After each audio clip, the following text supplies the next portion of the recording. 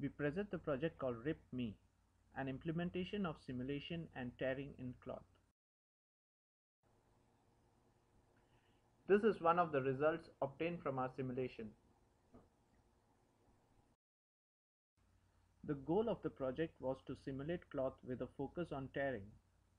Interaction of cloth with rigid bodies was also part of the project.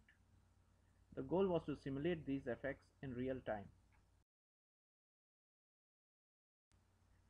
The approach that we followed is based on the paper titled Position-Based Dynamics by Matthias Muller et al. The paper separates the cloth into discrete particles and creates triangular faces between the vertices while maintaining two manifolds. Here we see an example of a basic cloth structure with the vertices and edges. The algorithm is based on a constraint mechanism and it directly manipulates vertex positions based on these constraints. The algorithm solves the constraints iteratively, where it considers the new positions while processing the next vertex. This helps in faster convergence. There are two basic constraints considered for simulation.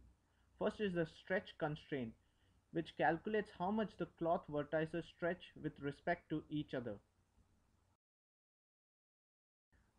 The second one is the bending constraint, which restricts the motion of adjoining triangles based on the separation of their normals.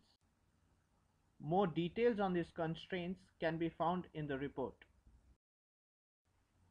Rigid body simulation is performed using continuous and static collision methods. Continuous collision takes care of vertices moving into a rigid body, while static collision deals with vertices already inside the rigid body. Two different types of rigid body colliders have been implemented. One is the passive collider, which itself does not move due to cloth forces. It's a one-way interaction. Here we see passive collider cloth interaction.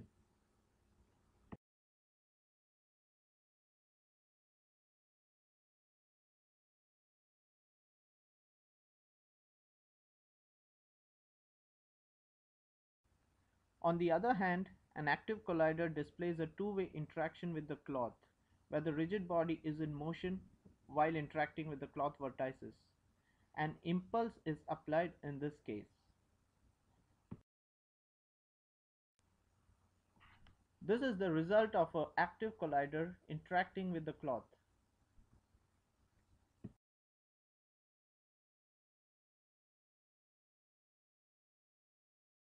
The tearing effect in cloth is achieved by monitoring the stretch distance between vertices. If this stretch distance increases above a certain threshold based on the stretching constraint, tearing occurs. Tearing is achieved by duplication of vertices as shown in the figure. New neighbors are then assigned to the vertices based on their positions. We have also integrated the project in Maya by creating a Maya node. Now we show some of our results along with the workflow. As seen in this video, we can change the cloth properties to achieve different results.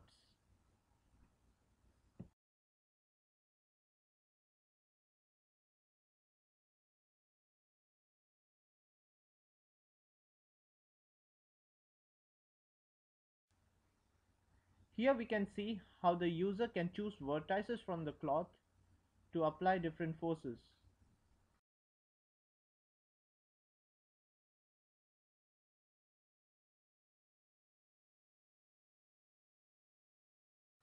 This can also be achieved directly in the Maya plugin.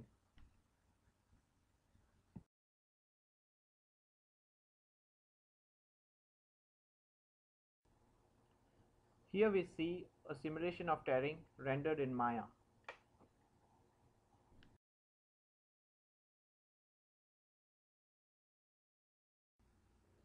Thank you.